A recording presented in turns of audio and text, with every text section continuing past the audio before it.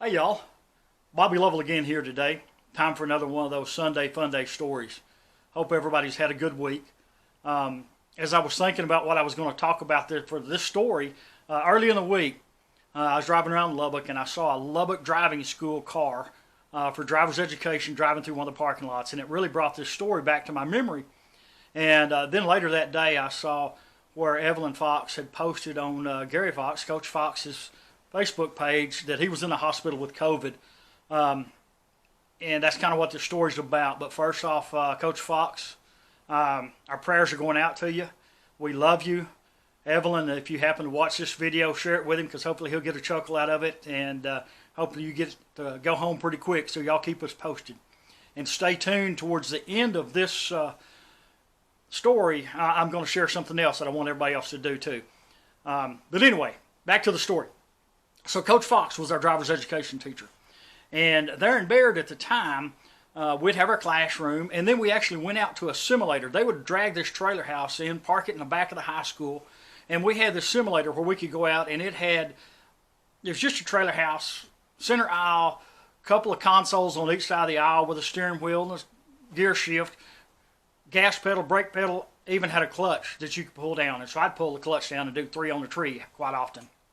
And so as we get there, there's a film rolling on the front of the trailer. Nothing like we have, in modern technology. We're still watching from an old reel film at the front of the trailer.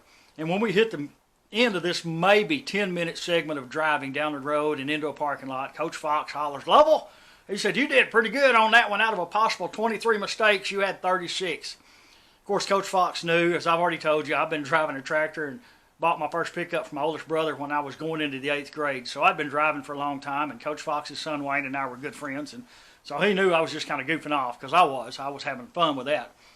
But then when we got to our driving part, we get into the car. Hanner provides us a vehicle for us to drive.